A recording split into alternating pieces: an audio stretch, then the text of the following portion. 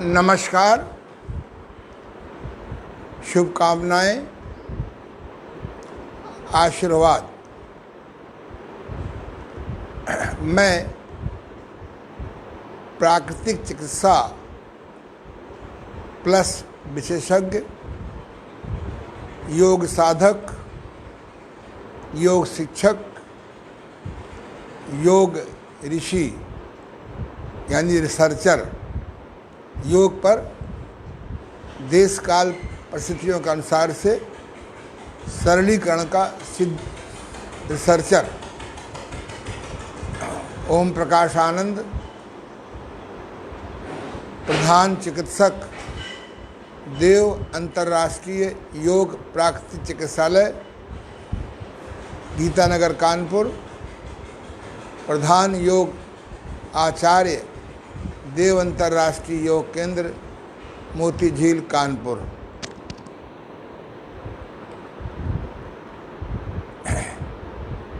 आज साक्षी ध्यान का तीसरा दिन है।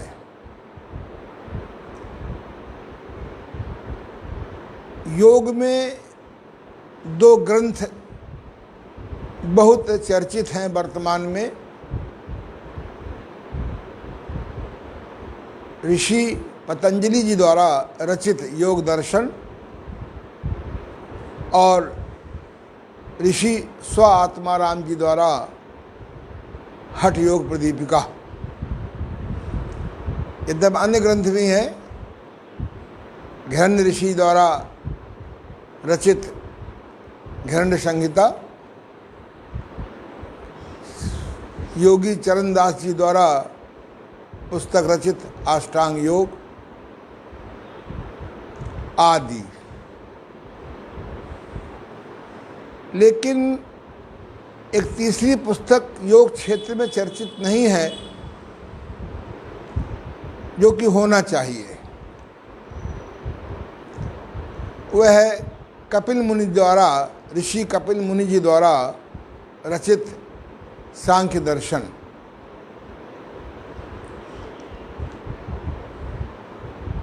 योग के जागे हुए, योग द्वारा जागे हुए ऋषियों ने कहा है कि ज्ञान योग और सांख्य योग एक दूसरे के, एक सिक्के के दो पहलू हैं। योग सिद्धियां सिद्ध हो जाने पर अगर संसार और भगवान का सही दर्शन नहीं मालूम हुआ, योग की सिद्धियां भी आपको दुखी कर देंगी। संसार को मैं पिछले अपने ढंग से लगभग 52 वर्ष से होश में देख रहा हूँ। पिछले इस 50 वर्षों में सुविधाएं बढ़ी, संसार बदल गया सुविधाओं में, और अब उसके साइड इफ़ेक्ट, दुष्परिणाम भी सामने आ गए। जैसे दवाइयाँ, अगर सही निदान और सही दवा और सही परीक्षण तीनों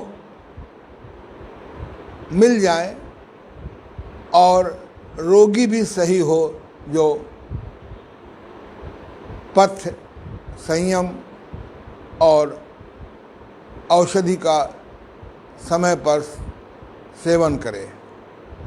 चारों बातें मिलना आसान काम नहीं है, लेकिन 5 साल बाद, 10 साल बाद इन दवाओं के दुष्परिणाम जब सामने आते हैं, तब आदमी प्रकृति की ओर, पथ्य की ओर, भगवान की ओर भागता है। प्रायः लोग तीनों दिशाओं में नहीं भागते हैं। जो मैं देख रहा हूँ कि दो बीमारियाँ बहुत बढ़ रही हैं।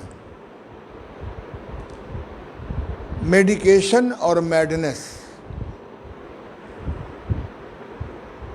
मैंने अच्छे अच्छे चिकित्सकों को लिखते हुए देखा, उन्हें बीमारी बताते जाओ, वो दवाएं लिखते जाएंगे। तो औषधीकरण बढ़ रहा है। सोने की दवा, भूख लगने की दवा, ब्लड प्रेशर की दवा, खून पतला करने की दवा, पेट साफ करने की दवा, अधिक पेट साफ हो गया तो बांधने की दवा, कमजोरी की दवा, पोटेंसी बढ़ाने की दवा, इम्यूनिटी बढ़ाने की दवा, एलर्जी की दवा। अब रेडिएशन का प्रकोप बढ़ने वाला है, उसकी भी कोई दवा। पहले 18-20 वायरस आ चुके हैं, सबके डिपार्टमेंट खुल गए, सबकी दवाएं निकल आई, सबका वैक्सीनेशन हो गया। अब तो मुझे लगता है हर 3 महीने में कोई ना कोई वायरस आएगा। भैया, मेडिकेशन से बचना है तो अष्टांग योग, महर्षि पतंजलि द्वारा अष्टांग योग, इसकी सही साधना समझो। यम नियम का यथासंभव पालन करते हुए स्थिर सुखम आसनम में बैठकर प्राण को नियंत्रण करके प्राणायाम के द्वारा सकारात्मक धारणाओं को का जप करते हुए ध्यान से सकारात्मक धारणाओं का जप अनुकरण करते हुए समाधि को उपलब्ध हों। समाधि के बिना संसार के सत्य को समझना असंभव है, असंभव है, असंभव है। और हठयोग में हठयोग या योग आज का, ये योगासन प्रधान नहीं है। योगासन एक अंग है, प्राणायाम एक अंग है, बंध एक अंग है, उसमें मुद्रा, उसमें सहयोगी हैं, नाद अनुसंधान एक अंग है। लेकिन ये जो 7 क्रियाएं हैं, इनको आपको सीखना पड़ेगा। ये तो आधुनिक नरसिंह भगवान से जो मोहल्ले मोहल्ले में अवतार ले चुके हैं नरसिंह होम के रूप में, इनकी भयंकरता से बच नहीं पाएंगे। अब बच जाएंगे तो लुट जाएंगे। गलती उनकी नहीं है, वो प्रोसेस ही ऐसा है।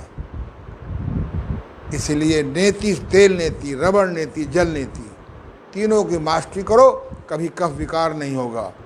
जब कफ विकार नहीं होगा तो कफ के रोग नहीं होंगे, न बाल झड़ेंगे, न आँख की रोशनी गिरेगी, न बहरापन होगा कफ के कारण, न साइनोसाइटिस होगा, न लंग्स दमा होगा, और न फेफड़ों का कैंसर होगा, और न ये कोरोना आपको सता पाएगा।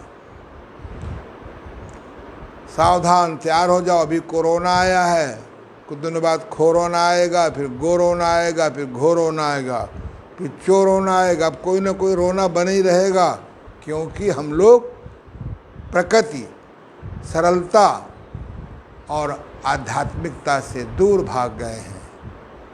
दूसरा, बस्ती क्रिया, पेट साफ नहीं हुआ किसी कारण से, रोकना पड़ा, जाम में फंस गए, बस्ती कर लो, आउटिंग।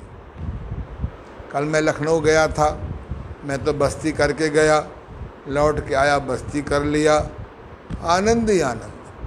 पेट को साफ करने का बेस्ट तरीका है गणेश क्रिया, बस्ती क्रिया, लघु शंख प्रक्षालन, भोजन में हरी सब्जियां मसाले रहित या न्यूनतम मसाला, और सलाद जब खूब खाएंगे। शाकाहारी बनो, हो अन्नाहारी, कहते शाकाहारी हो। रोटी दाल चावल शाकाहारी में नहीं आता, या अन्नाहारी में आता है। बढ़ाओ, धीरे धीरे साग सब्जियां बढ़ाओ, मसाले घटाओ। नहीं तो ऐसी ऐसी बीमारियां हो जाएंगी, जीवन का सारा खेल बिगड़ जाएगा, खेल बिगड़ जाएगा। और इसी प्रकार से कुंजर सीखो, पानी पी के क्या करना, केमिकल, मसालों में केमिकल, भोजन में केमिकल, अखबार में पढ़ो, हर जगह स्वाद बढ़ाने के लिए केमिकल पैदा हो गए। कुंजर सीखो, नौली सिद्ध करो, पत्थर भी हजम होने लगेगा। त्राटक सीखो, सिखाएंगे, कि ध्यान एक त्राटक का ही रूप है। और कपाल शोधन सीखो, कपाल शोधन सीखो। न 60 साल के बाद हाथ कांपेंगे, 85 के बाद हाथ कांपेंगे, कभी तेज भागोगे, कभी धीमे भागोगे, सामान भूल जाओगे।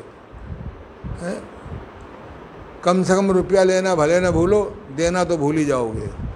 ये बीमारी नहीं है, अवगुण है। और 6 महीने में, 3 महीने में लग संग प्रच्छादन कर लो। ये 7 क्रियाओं से दोस्ती करो।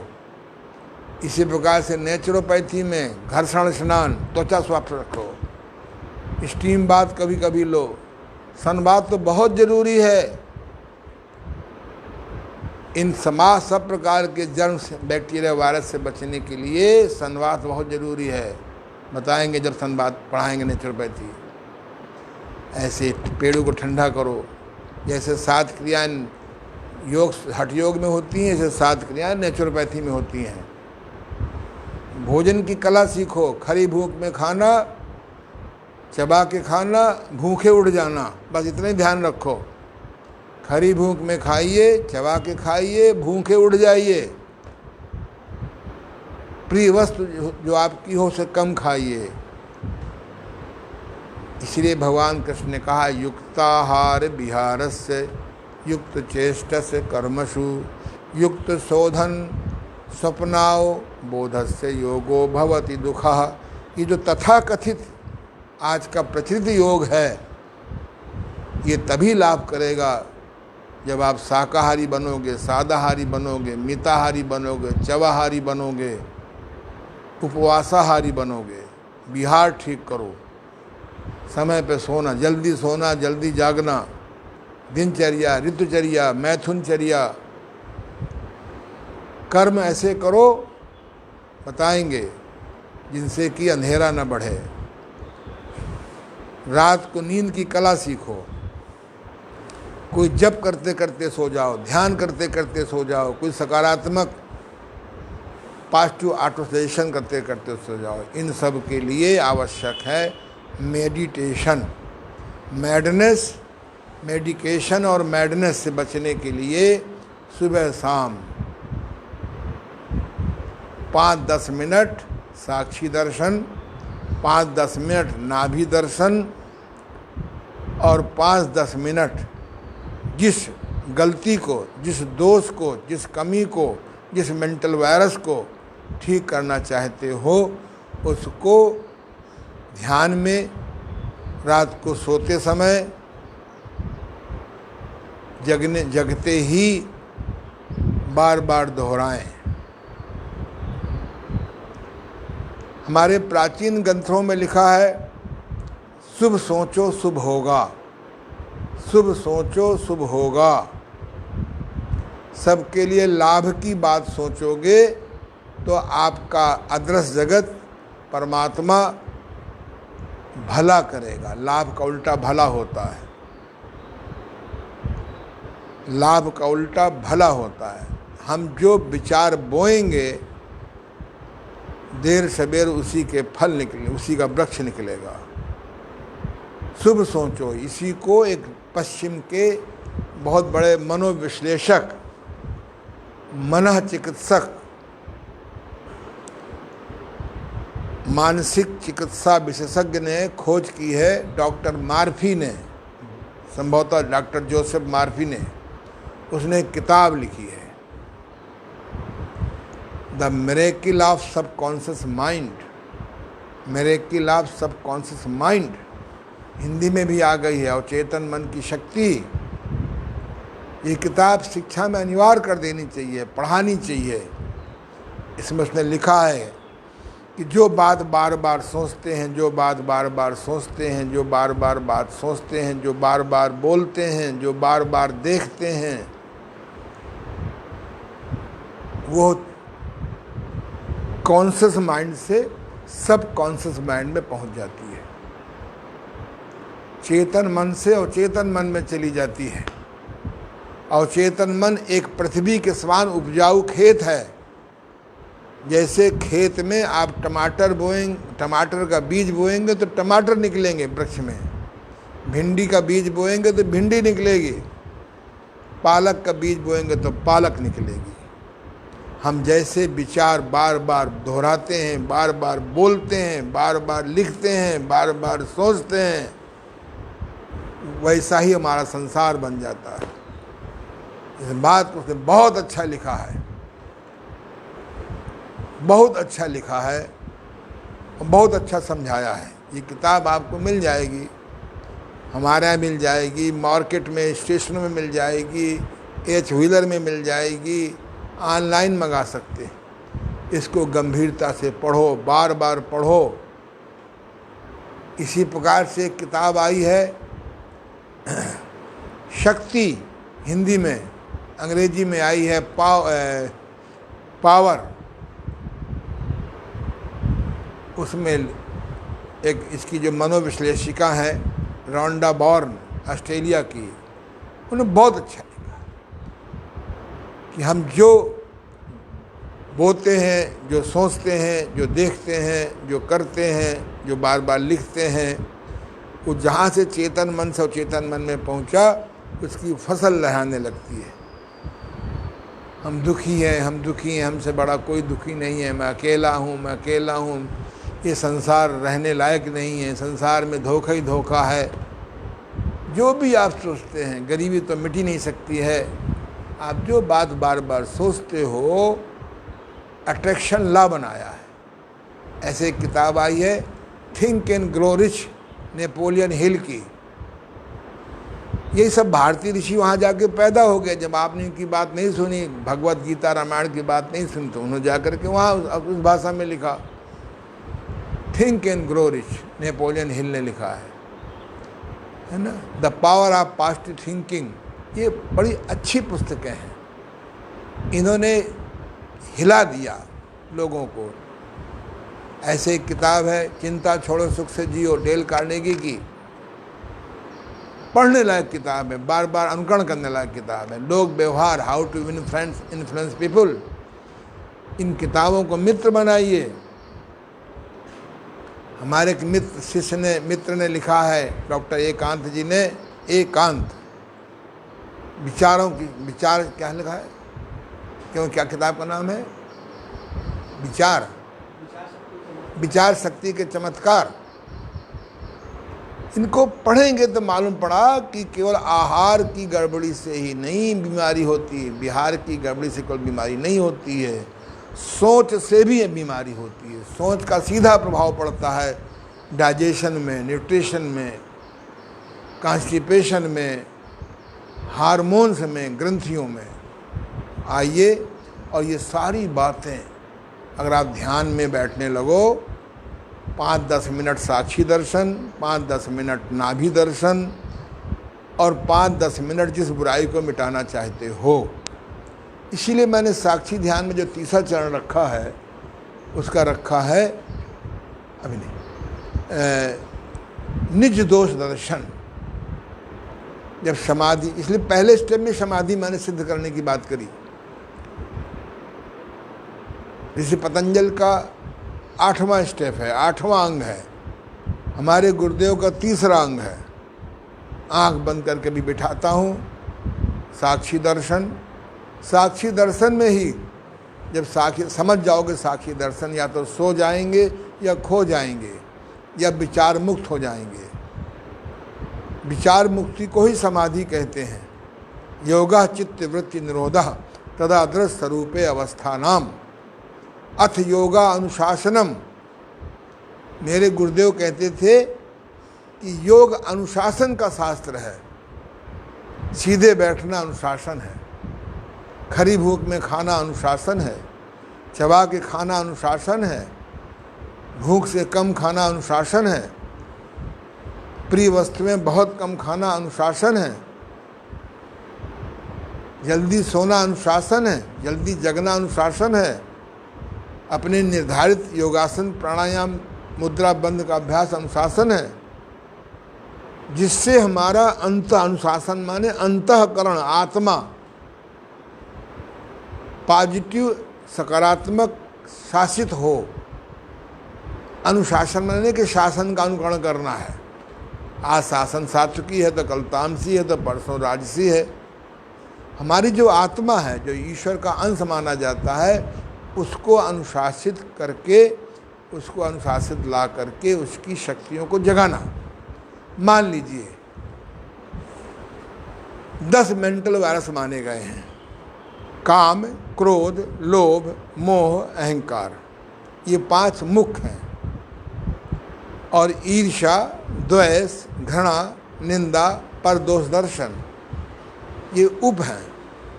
ये उप मेंटल वायरस हैं, उप मानसिक विकार हैं। काम, क्रोध, लोभ, मोह, अहंकार, ईर्ष्या, द्वेष, घृणा, निंदा, परदोष दर्शन, ये 10 उप मेंटल वायरस हैं। यही 10 चीजें मनुष्य को पागल कर चुकी हैं। काम वासना, हमारे यहाँ ब्रह्मचर्य पर जितना अच्छा लिखा गया है, ब्रह्मचर्य पर जितना ज़्यादा संदेश दिया गया है, आज ब्रह्मचर्य की बात करने से लोग बाग कतराते हैं। हमने माया नगरी के हीरो हीरोइन को आदर्श मान रखा है। ये तो पैसे के लिए देश को कितना गर्त में ले जा सकते हैं, अश्लीलता में। हमारी सरकार को हम तो धन्यवाद करते हैं शासन को। अरे जितना बड़ा ये फिल्मिस्तान बनाया जा रहा है यूपी में, उसका 1/1000वां हिस्सा, लाखवां हिस्सा भी अगर योग चिकित्सालय, योग साधना केंद्र, योग विद्यालय में लगा दिया जाता तो 10 साल में यूपी बदल जाता। पता नहीं वहाँ जाने के बाद कैसी बुद्धि लोगों की हो जाती है, सकारात्मक। अरबों रुपया खर्च होगा, ज़मीन लगेगी, और क्या पेश करेंगे? ब्रह्मचर्य कैसे टूटे,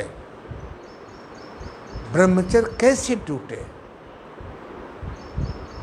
बड़ी पीड़ा होती है।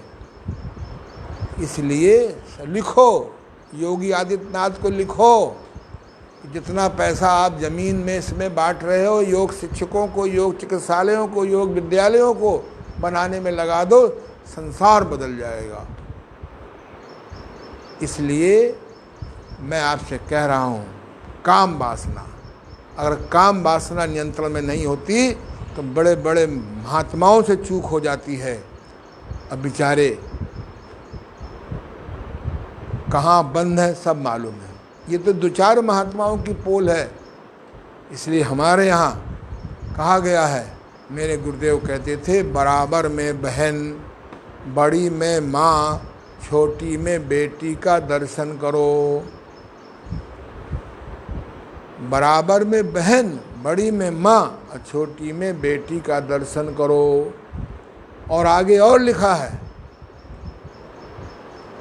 जवान बेटे के साथ माँ को भी अकेले में नहीं सोना चाहिए। कुछ अनुभव होंगे लोगों के। हमारे गुरुदेव ने हमको पहले लेसन सिखाया, बराबर में बहन, बड़ी में माँ, छोटी में बेटी का दर्शन करो। सन 73 से भगवान की कृपा से, गुरु के आशीर्वाद से, स्वयं के अभ्यास से मन नहीं फिसला। तो मन को फिसलने के लिए आपको अभ्यास करना पड़ेगा।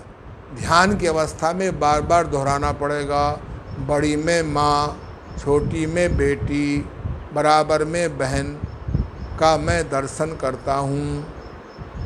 बराबर में जब आपका साक्षी दर्शन हो जाए 5-10 मिनट, फिर आपका नाभि दर्शन हो जाए 5-10 मिनट। साक्षी दर्शन से मस्तिष्क और मन रिलैक्स हो जाएगा, विश्रामित हो जाएगा, और नाभि दर्शन से मन एकाग्र हो जाएगा। उसके बाद जब दोहराएंगे, चलिए दोहराइए, पहले मैं कहूँगा फिर आप कहिएगा। ईश्वर की कृपा से, बोलिए जोर से, तुम भी बोलो भाई, क्या बात है।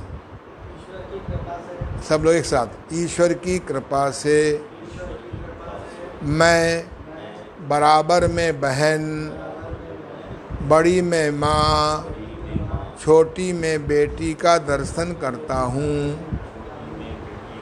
फिर मैं दोहराता हूँ, पहले मैं दोहराऊंगा फिर आप बोलेंगे। ईश्वर की कृपा से, ईश्वर की प्रेरणा से, अगर कोई ईश्वर से नाराज़गी हो तो खुदा कह लो, खुदा से नाराज़गी हो तो गॉड कह लो, इन तीनों में आपकी आस्था ना हो तो गुरु कह लो, इसमें भी ना आस्था हो तो अदृश्य जगत कह लो।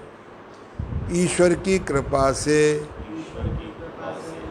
मैं बराबर में बहन, बड़ी में माँ, छोटी में बेटी का दर्शन करता हूँ। इसको बार बार दोहराओ, बार बार दोहराओ, बार बार लिखो, रात को कहते कहते सो जाओ। इतनी बार कहो कि बिना कहे अंदर से निकलने लगे। किसी महिला को देखा नहीं कि उम्र के हिसाब से माँ या बहन या बेटी का दर्शन होने लगे। इसी प्रकार से महिलाएं कहेंगी, मैं बराबर में भाई, बड़े में पिता, छोटे में बेटे का दर्शन करती हूँ। मैं बराबर में भाई, बड़े में पिता, छोटे में बेटे का दर्शन करती हूँ। बार बार दोहराएं, बार बार लिखें, रात को कहते कहते सो जाएं। तो कुछ दिनों में किसी भी पुरुष को देखेंगे तो भाई, बेटा या पिता का दर्शन होगा। फिर भी मर्यादा में रहें, फिर भी मर्यादा में रहें। फिसलने में देर नहीं लगती, क्योंकि हमारे यहाँ जो काम देवता हैं, जिनको भगवान शंकर ने भस्म कर दिया था, उसकी पत्नी ने तपस्या करके, रति ने तपस्या करके उनको दोबारा उत्पन्न कराया, और उसने घोर तपस्या करी और भगवान शिव से वरदान मांग लिया कि मैं कभी भी किसी के अंदर प्रवेश कर सकता हूँ, कभी भी कहीं भी किसी के अंदर प्रवेश कर सकता हूँ। इसलिए अगर आपको विकास करना है तो ये ब्रह्मचर्य की पहली सीढ़ी है। फिर वीर को कैसे एनर्जी में बदलें, उसके लिए मैंने महाबंध बताया है। महाबंध अभी मैंने 40 लेक्चर, 40 लेक्चर योग पर दिए हैं। उनके योग ऋषि ओम प्रकाश आनंद के नाम यूट्यूब में जाइए और सुनिए, देखिए। आप कितने भाग्यशाली हैं, न तो अब योग केंद्र में आना है, न आपको किसी कथावाचक की कथा सुनने जाना है। आप घर बैठे ही स्मार्टफोन से, डिजिटल इंडिया से सब कुछ आप पढ़ सकते हैं, सुन सकते हैं। ये करना पड़ेगा। इस प्रकार से मैंने इसका अभ्यास किया। तो मैं जब भी किसी महिला को देखता हूँ, तुरंत भाव आ जाता है, ये बहन है, ये माँ है, ये बेटी है। और साधकों को कभी भी किसी महिला से पैर नहीं छुआना चाहिए। साधु महात्माओं को भी पैर नहीं छुआना चाहिए। मेरे गुरुदेव मुझे रोक गए हैं, मैं बड़ा आनंद में हूँ। दूर से प्रणाम करो। अब तो वैसे नहीं पैर छूना चाहिए, पता नहीं कौन सा कोरोना चिपक जाए तुम्हारे मत्थे पे। दूसरा है काम, क्रोध। क्रोध के कारण संसार जल गया, परिवार जल गया, पति पत्नी जल गए, बाप बेटे खत्म हो गए, भाई भाई लड़ गए। जहाँ देखो इस क्रोध ने मनुष्य को तबाह कर दिया, बर्बाद कर दिया। इस क्रोध से बचने का एक तरीका है, आप मन में दोहराएं, ईश्वर की कृपा से। बोलो, थोड़ा ठीक से बोलो, आवाज़ दबे जरा, कमज़ोर। ईश्वर की कृपा से क्रोध की परिस्थितियों में भी मैं शांति बनाए रखता हूँ। ईश्वर की प्रेरणा से क्रोध की परिस्थितियों में भी, झुंझलाहट की परिस्थितियों में भी मैं शांति बनाए रखता हूँ। आप देखिएगा, जब इसको 108 बार लिखेंगे, 108 बार दोहराएंगे, 54 बार लिखेंगे, 54 बार दोहराएंगे, या 27 बार लिखेंगे या 27 बार दोहराएंगे, हैं, तो आप देखेंगे कि आपका क्रोध धीरे धीरे धीरे धीरे बहुत कमज़ोर हो जाएगा। जैसे किसी व्यक्ति को आप पोषक डाइट न दें, उसका पाचन खराब हो जाए तो धीरे धीरे वो जीर्ण शीर्ण हो जाता है। ऐसे ही हमारा क्रोध कमज़ोर हो जाएगा, कमज़ोर हो जाएगा, अति कमज़ोर हो जाएगा, और आपका उजड़ने वाला संसार उजड़ने से बच जाएगा। पहले मुझे भी बहुत क्रोध आता था, लेकिन जब मेरे गुरुदेव ने मुझे बताया, इसका अभ्यास किया, तो मेरा क्रोध बहुत कमज़ोर हो गया है।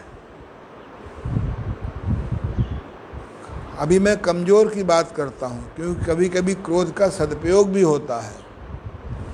ऐसा मत सोचिए कि संसार में भगवान ने मच्छर को भी बेकार में नहीं बनाया है।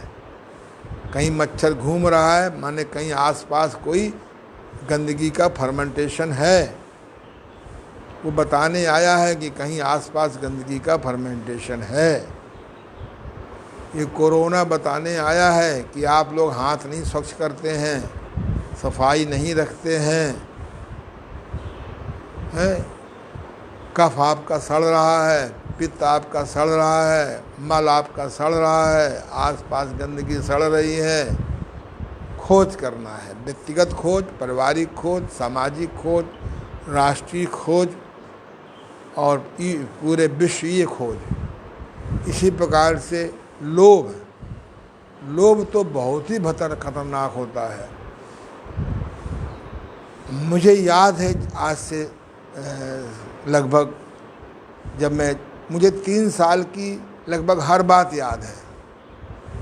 3 साल 4 साल की उम्र के बाद मुझे सब चीज़ याद है। तो मैं देखता हूँ कि भयंकर लोभ बढ़ गया है। बैंकों का सदुपयोग नहीं किया गया, बैंक वाले भी लोभ प्रति बढ़ा दिया। जमा करने के बाद निकालने का मन नहीं करता लोगों का, ज़िंदगी नरक हो जाती है। अगर तामसी व्यक्ति को निकालना ना आता हो तो आप निकालोगे ही नहीं बैंक से। ये कोई नई बात नहीं है।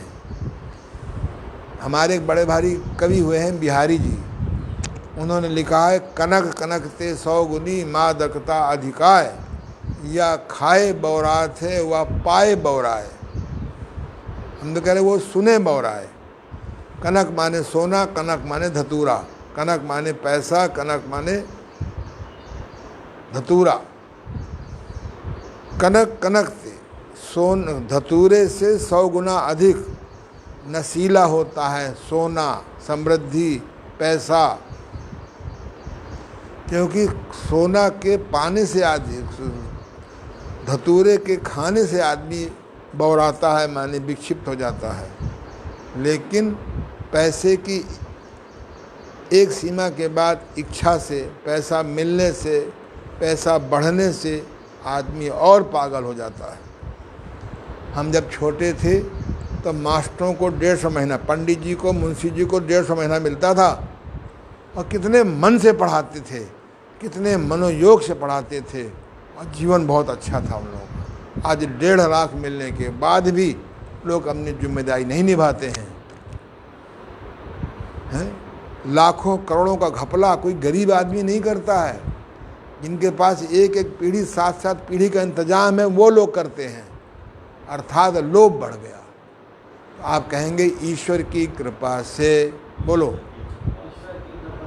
लोभ की परिस्थितियों में भी लोभ की परिस्थितियों में भी, लोभ के अवसर पर भी मैं अलोभ व्रत में बना रहता हूँ। ईश्वर की कृपा से लोभ की परिस्थितियों में भी, लोभ के वातावरण में भी, लोभ की अनुकूलता में भी मैं अलोभ व्रत में बना रहता हूँ। अलोभ व्रत, लोभ नहीं करना, मिलावट नहीं करना, घटतौली नहीं करना। 2 रुपए का चीज़ 2000 में नहीं बेचना। 20 रुपए की दवा 20,000 में नहीं बेचना।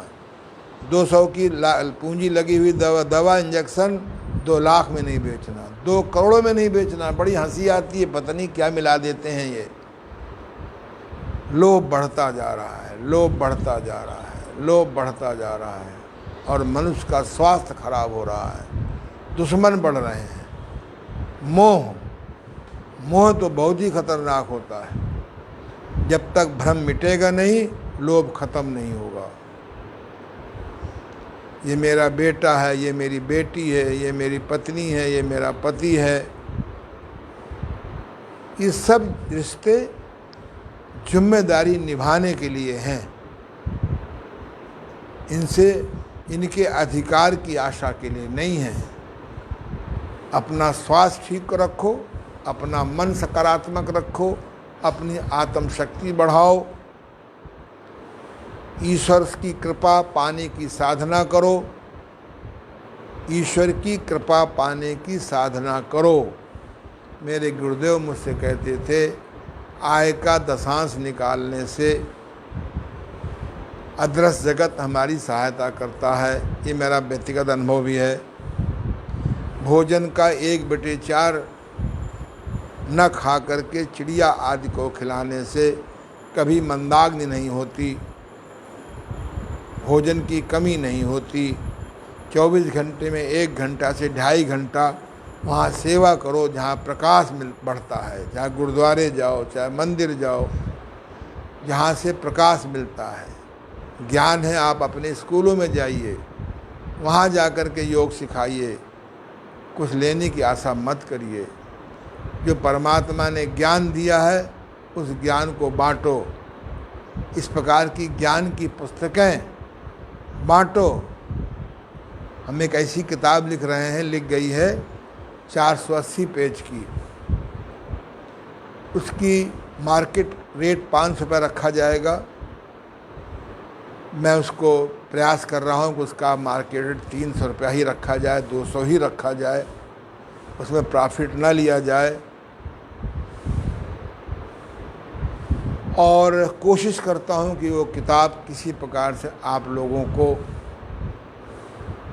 अब तो पैसा भी नहीं खर्च करना है, हम ऑनलाइन डाल देंगे पूरी किताब, आप डाउनलोड कर लीजिए, चाहे उसमें पढ़िए। देखिए मैंने अपने जीवन में कैसे सुख देने का, सुख पाने का अनुभव लिखा है। तो आप AnandYoga.com में जाइए या e-library AnandYoga.com में जाइए। ये पुस्तक आपको 8-10 दिन बाद मिल जाएगी। किताब का नाम है षटकर्म प्राकृतिक चिकित्सा संघ प्रक्षालन द्वारा कायाकल्प कैसे करें। नाम बदल सकता है, ये चल रहा चिंतन। इसलिए आप काम, क्रोध, लोभ, मोह, अहंकार, ऐसे हम क्रमशः बताएंगे। एक मैंने पुस्तक लिखी है, दिखा दो। ये इस किताब का कवर देख लीजिए। एक ये पुस्तक लिखी है, साक्षी ध्यान क्या, क्यों, कब, कैसे। अच्छे प्रकार से देख लीजिए। ये पुस्तक आपको AnandYoga.com में अदर बुक्स में जाइए, पूरी पुस्तक आपको मिल जाएगी, कोई पैसा नहीं है। या e-library AnandYoga.com में जाइए, वहाँ ये पुस्तक मिल जाएगी। ये बहुत ही अच्छी पुस्तक माँ सरस्वती ने लिखा दिया है। जो मैं बोल रहा हूँ इस पुस्तक में, इससे आपको 100 गुना मैटर मिल जाएगा, क्योंकि बोलने की सीमा होती है। अब आप अभ्यास करेंगे। इसमें मैंने लगभग 28 ऐसी कमियां लिखी हैं जो हर एक में कम ज़्यादा होती हैं। जब तक आप इनको नहीं करोगे तब तक ये राम राम राम राम राम राम राम राम हरि ओम हरि ओम हरि ओम हरि ओम राधे राधे राधे राधे राधे राधे राधे राधे सीताराम सीताराम सीताराम, इससे मन का डाइवर्जन होगा। डाइवर्जन में टेम्परेरी सुख मिलेगा। अरे कोई क्रिकेट मैच देख रहा है, कोई कपिल शर्मा को देख रहा है, कोई सत्संग की बातें सुन रहा है, कोई भजन कर रहा है, ये तो मन का डाइवर्जन है। जब तक अवचेतन मन में चले गए विकार को बाहर नहीं निकालोगे, पॉजिटिव थॉट से, साक्षी दर्शन से, नाभि दर्शन से, निज दोष दर्शन को ढूंढ करके उसके विपरीत पॉजिटिव थॉट से इम्यूनिटी बढ़ाओ, इम्यूनिटी बढ़ाओ, काढ़ा पियो। लोग काढ़ा, हमें तो कोई कर, हम तो अपना गर्म पानी नींबू शहद पी भी लेते थे, सुबह आज भी लेते हैं। इम्यूनिटी सबसे ज़्यादा कमज़ोर होती है भय से। इम्यूनिटी बढ़ाओ। दिन भर तो भय पैदा किया जाता है। कहीं मोबाइल फ़ोन करो तो पहले भय सुनाओ, अखबार देखो तो भय सुनाओ, टीवी में देखो तो भय। वारे बुद्धिजीवियों, चाहे WHO के हों चाहे BHO के हों, भारत हेल्थ ऑर्गेनाइजेशन, ये BHO है हो गया, BHO वो WH है, वर्ल्ड HO। भैया भय पैदा कर रहे हो, इम्यूनिटी कहाँ से बढ़ेगी? भय मुक्ति के लिए आपको पॉजिटिव थॉट करना पड़ेगा, अपने इष्ट को जगाना पड़ेगा। और देखिए हमारे परिवार में, ससुराल पक्ष में और हम, संभवतः मुझे नहीं हुआ कोरोना, न मेरी वाइफ को हुआ, न मेरे फादर इन लॉ को हुआ है। वो 93 साल के हैं, इस उम्र में भी बिना चश्मे के अखबार पढ़ लेते हैं, एक दांत नहीं खराब हुए, भोजन में संयम रखते हैं, साक्षी भाव से रहते हैं, समता में रहते हैं। इसलिए इम्यूनिटी बढ़ाने के लिए सबसे बढ़िया है सकारात्मक विचार, मेंटल वायरस को जलाना, और 15 मिनट साक्षी ध्यान में बैठना। आ जाइए, सीधे बैठ जाइए, हमारे पास 15 मिनट ही समय है। ये थ्योरी पढ़ाना बहुत ज़रूरी है, बिना थ्योरी के प्रैक्टिकल नहीं है। अब बिना प्रैक्टिकल थ्योरी बेकार है। सीधे बैठ जाइए, आंखें बंद कर लीजिए, मन को आज़ाद कर दीजिए, मन जहाँ जाए जाने दीजिए, मन जो सोचे सोचने दीजिए, मन जो देखे देखने दीजिए, मन जो करे करने दीजिए। मन अच्छा सोचे या बुरा सोचे, मन भूत की सोचे या भविष्य की सोचे, मन घर की सोचे या बेघर की सोचे, मन घृणा की सोचे या प्रेम की सोचे। बस सीधे बैठे रहिए और देखते रहिए विचारों को। अच्छे विचार आएँ चिपकना नहीं, बुरे विचार आएँ उनसे भागना नहीं, भगाना नहीं। अच्छे विचारों को चिपकाना नहीं, चिपकना नहीं, बस साक्षी भाव से देखते रहो। विचार आते हैं आने दो, जाते हैं जाने दो। आप दृष्टा भाव से, तटस्थ भाव से, साक्षी भाव से, अकर्ता भाव से बैठे रहो। बाहर की कोई भी धुन सुनाई पड़े उसको बाधा न मानो। बाधा को बाधा नहीं मानोगे तो बाधा नहीं होगी। कुछ ही देर में, कुछ ही सेकंड में, कुछ ही पल में, कुछ ही क्षण में, कुछ ही मिनट में या तो सो जाएंगे या खो जाएंगे। शुरू में सो जाएं तो मस्तिष्क को आराम मिलेगा, खो जाएं तो मन को आराम मिलेगा। कुछ दिनों के बाद ना सोएंगे ना खोएंगे। जितने मिनट का आप मन में सोचेंगे, 5 मिनट का, 10 मिनट का, उतनी देर आप विचार मुक्त हो जाएंगे। इस बीच में कोई काम याद आ जाए तो मेरी तरह डायरी खुली रखी है, उसमें आप लिख लेंगे, फलाने को रुपया भेजना है, फलाने को फ़ोन करना है, आज इससे मिलने जाना है। एक डायरी बना लीजिए, क्योंकि डायरी से बड़ा कोई मित्र नहीं है। डायरी, पेन और पिन, इनसे बढ़कर कोई मित्र नहीं है, हैं? आज मान लो 6 तारीख है, तो इसलिए 6 तारीख को हमने लिख लिया। सवेरे हम ध्यान में बैठे थे, 5 काम लिख लिया।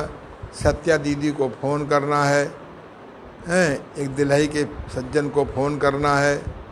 घर के लिए दूध मंगाना है। आज वैदिक आश्रम से मिलने जाना है। आज विमल झाझरिया जी से अपॉइंटमेंट है। आज रेकी फर्स्ट एंड सेकंड वालों को खबर भेजनी है। जो भी काम याद आवे, हैं? एक काम और याद आ गया, बैंक से रुपया मंगा करके लोगों को देना है।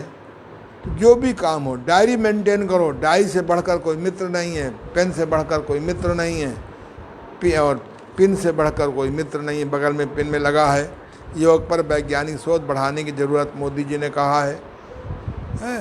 इसलिए बीच में जब भी 5 मिनट का वो काम ही याद आते रहें, लिख लो, फिर कोई काम नहीं याद आएगा।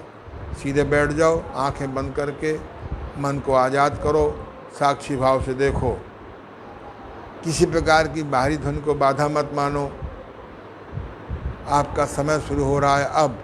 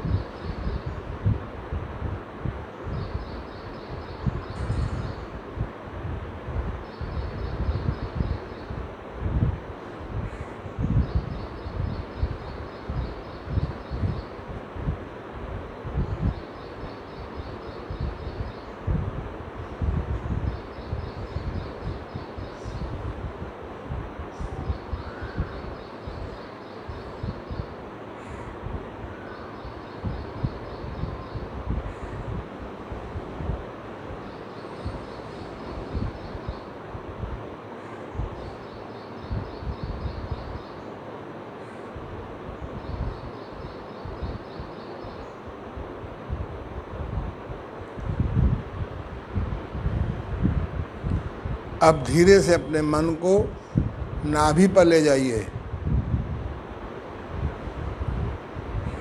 चाहें तो अपने बाएं हाथ को नाभि के ऊपर,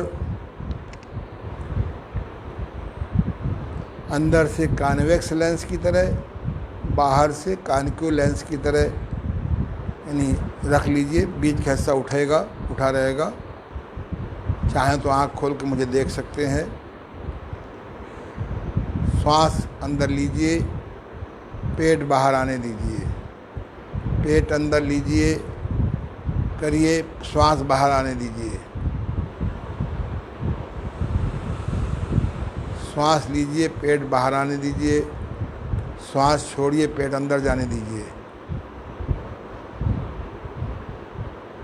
करिए अभ्यास।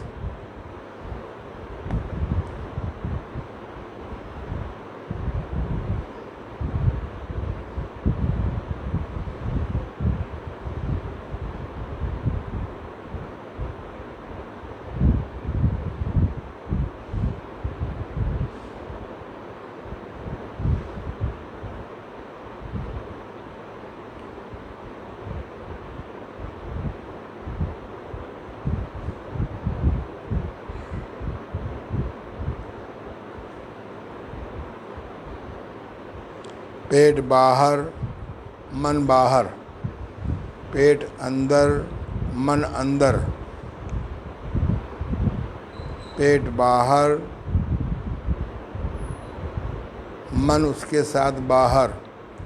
पेट अंदर, मन उसके साथ अंदर। एकदम अलर्ट रहें इसके प्रति। 5 दिन बाद हम सिखाएंगे भारतीय मंत्र योग। इनको कैसे जपना चाहिए, इनमें शक्ति कितनी है, किस बीमारी में, किस समस्या में कौन सा मंत्र जपना चाहिए। साक्षी ध्यान के बाद शुरू क्लास होगा। पेट बाहर, मन बाहर। पेट अंदर, मन अंदर।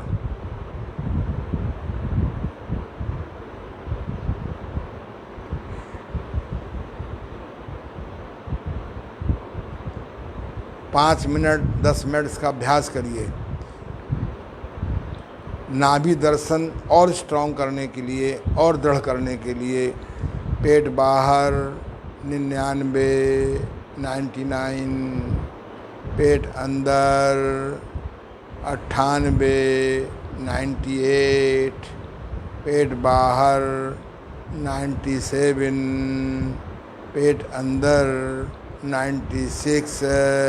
अगर भूल जाएं या सोचने में देर लगे कि आगे क्या करना, कौन सा नंबर बोलना है, तो पुनः स्टार्ट 99। यही 99 का चक्कर है। 1 तक पहुंचना है। 1 ईश्वर को माना जाता है, 99 को माया मानी जाती है। हमारे योग में 99, 99 को माया कहते हैं या माया को 99 का चक्कर कहते हैं और 1 को ईश्वर कहते हैं। 1 तक पहुंचना है। बीच में सो जाएं, खो जाएं, भूल जाएं, अगेन स्टार्ट 99। सतत साधना के बाद आदमी 1 को पकड़ लेता है। जब 1 को पकड़ लेता है तो माया भी नहीं भागती है, माया भी पकड़ में आ जाती है। ब्रह्म और माया, इसी को ब्रह्म और माया का मिलन कहते हैं। माया ब्रह्म में चली गई, ब्रह्म माया में समा गया, आपके जीवन आनंदमय हो जाएगा। अकेले ब्रह्म जीवन सुविधा असुविधा युक्त हो जाएगा। अकेले माया जीवन दुख में बना रहेगा। चाहे 1000पति हो जाओ, चाहे लखपति हो जाओ, चाहे करोड़पति हो जाओ, सामान इकट्ठा कर सकते हो, सुविधाएं इकट्ठा कर सकते हो, आनंद से वंचित हो जाओगे। केवल ईश्वर को पकड़ लोगे, माया के प्रति उपेक्षा करोगे, जीवन आनंद में रहेगा पर सुविधा युक्त नहीं रहेगा। पेट बाहर 99, पेट अंदर 98। अभ्यास करिए।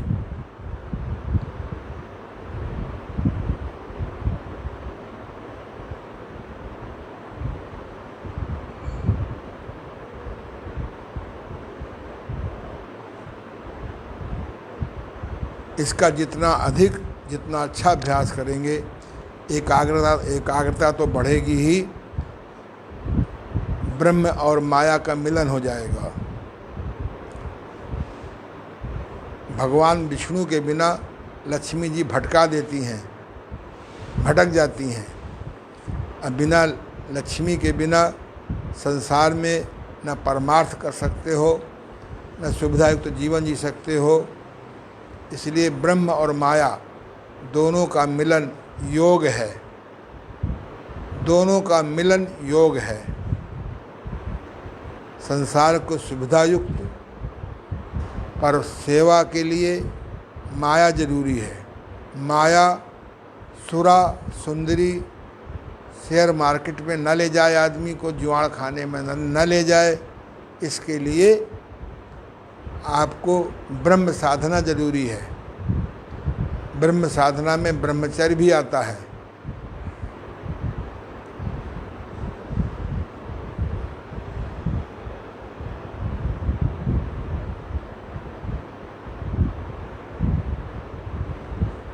अब हाथ हटा लीजिए, फिर पूर्ववत ऐसे रख लीजिए।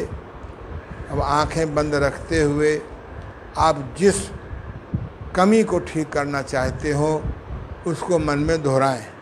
मान लीजिए आपको क्रोध को कमज़ोर करना है, आप मन में दोहराएंगे, आज यहाँ बोलेंगे, ईश्वर की प्रेरणा से, बोलिए बोलिए, जोर से बोलिए, क्रोध की परिस्थितियों में भी,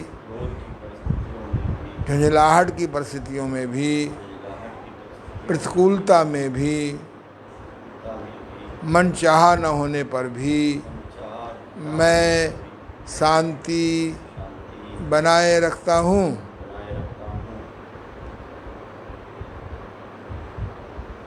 क्रोध की परिस्थितियों में भी, झुंझलाहट की परिस्थितियों में भी, मन चाहा न होने पर भी, प्रतिकूलता में भी, जिससे हम चिढ़ते हैं उसकी याद आ जाने पर भी मैं शांति बनाए रखता हूँ। इसको बार बार दोहराएंगे, मन में दोहराएंगे, 10 बार, 20 बार, 50 बार, 100 बार। जैसे आप मंत्र जपते हैं 108 बार, अब उसकी जगह साक्षी ध्यान में इसको जपना है, इसको बोलना है, इसको दोहराना है, इसको लिखना है। मैं दावे से कहता हूँ कि 8, 10, 15, 20 दिन में ही आपका क्रोध कमज़ोर हो जाएगा। क्रोध की भयंकरता में याद आ जाएगा कि मुझे शांति बनाए रखना है। इसी प्रकार से 28-30 मंत्र हैं, इनका नाम रखा गया है शुभ स्वीकृति या निज दोष दर्शन के विपरीत पॉजिटिव ऑटो सजेशन। ये सारी बातें साक्षी ध्यान पुस्तक जो आज आपको दिखाई गई है इसमें मिल जाएगी। आज इतना ही। हम लोग आपस में हाथों को रगड़ेंगे, पलकों का सेंक करेंगे 2-3 बार।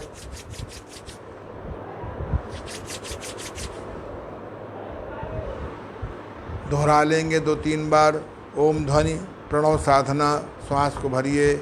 ओ में समय थोड़ा, माँ में समय लंबा। ओ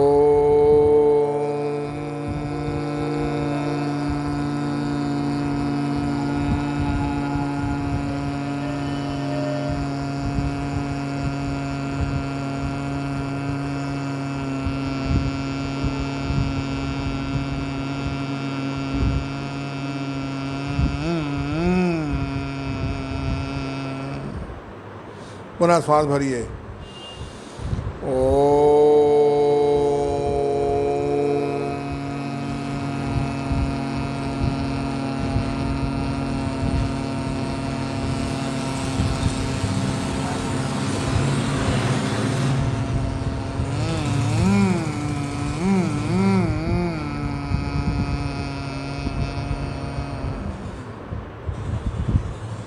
श्वास भरिए।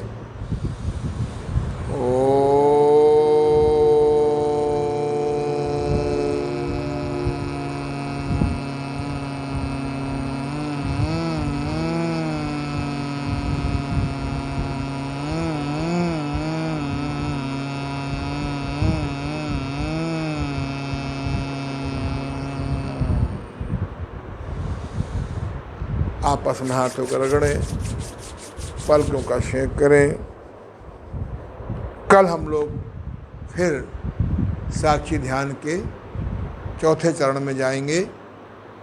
और चलते चलते याद रख लो कि निज दोष दर्शन के विपरीत पॉजिटिव ऑटो सजेशन किए बिना ये संसार न सुखमय हो पाएगा न आनंदमय हो पाएगा। ऐसा मेरा व्यक्तिगत अनुभव है और उन लोगों का अनुभव है जिन्होंने मेरी बात मानी, उनका जीवन आनंदमय हो गया। और जिन्होंने नहीं मानी वो कभी ये डॉक्टर, कभी वो डॉक्टर, कभी वो डॉक्टर, कभी ये मंदिर, कभी वो मंदिर, कभी वो मंदिर, कभी ये महात्मा, कभी वो महात्मा, कभी वो महात्मा, कभी ये ध्यान शैली, कभी वो ध्यान शैली, कभी वो ध्यान शैली। नमस्कार, कल फिर मिलेंगे। आशीर्वाद।